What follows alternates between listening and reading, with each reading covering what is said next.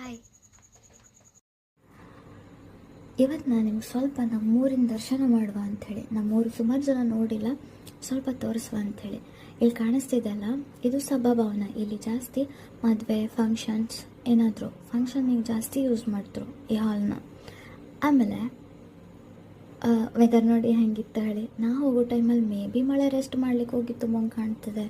ನಮ್ಗೆ ಅಷ್ಟೊಂದು ಮಳೆ ಸಿಗಲಿಲ್ಲ, ಬಟ್ ರಿಟರ್ನ್ ಬರುವಾಗ ಹೊಡೆತ ಬಿತ್ತು. ಆಮೇಲೆ ಇಲ್ಲಿ ಕಾಣಿಸ್ತಾ ಉಂಟಲ್ಲ ಎಷ್ಟು ಚಂದ ಮೆಹಲ್. ಇದು ತಾಲೂಕು ಆಡಳಿತ ಸೌಧ ಕುಮಟಾ. ತುಂಬ ಚಂದ ಕನ್ಸ್ಟ್ರಕ್ಟ್ ಆಗಿದೆ, ತುಂಬ ಚಂದ ಇತ್ತು. ಹಾಗೆ ಅಲ್ಲಿಂದ ಸೀತ್ ಟಡಾ ವಿಷ್ಣು ತೀರ್ಥ ಹೇಳಿ. ಇದು ಒಂಥರ ಸ್ವಿಮ್ಮಿಂಗ್ ಪೂಲ್ ಇದ್ದಂಗೆ. ಇದು ಮಳೆಗಾಲದಲ್ಲಿ ಮಾತ್ರ ತುಂಬಿ ಹರಿತದೆ ಸಮ್ಟೈಮ್ಸ್, ಅಂದರೆ ಜೋರು ಮಳೆ ಬಂದರೆ. ಇಲ್ಲಿ ಹೋಗೋದಿದ್ರೆ ಎಂಟ್ರಿ ಫೀಸ್, ಸ್ವಿಮ್ಮಿಂಗ್ ಮಾಡ್ತೆ ಅಂದರೆ 20 ರೂಪೀಸ್. ಇಲ್ಲ ಸ್ವಿಮ್ಮಿಂಗ್ ಮಾಡೋದು ನಾನು ಜಸ್ಟ್ ನೋಡಿದೆ ಕುತ್ಕಂತೆ ಅನ್ನೋದಾದರೆ 10 ರೂಪೀಸ್. ನಾವು ಹೋದ್ವಿ, ತುಂಬ ಚಲೋ ಇತ್ತು ವ್ಯೂ ಮಾತ್ರ.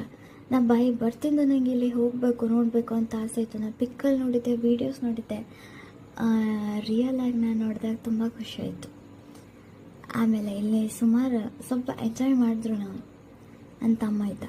ಆಮೇಲೆ ಅಲ್ಲಿಂದ ಸೀದಾ ರಿಟರ್ನ್ ಮನೆಗೆ ಬರೋ ಟೈಮಲ್ಲಿ ನಾನು ಸ್ವಲ್ಪ ಮನೆಗೆ ಇದು ಅದಕ್ಕೇನೇನಂತ ಹೇಳಿ ಹ್ಯಾಂಗರು ಅಲ್ಲ ರಾಡ್ ಹಾಕಬೇಕು ಕರ್ಟನಿಗೆ. ಅದು ನೋಡಿ ತಗೊಂಡಿರೋ ಶೇಪೇ ಚೇಂಜ್ ಮಾಡಾಕ್ಬಿಟ್ಟೆ ನಾನು. ಎಂತ ಮಾಡೋದು, ಅದು ಗಾರ್ಡನ್ ನಿಲ್ತಿರಲಿಲ್ಲ.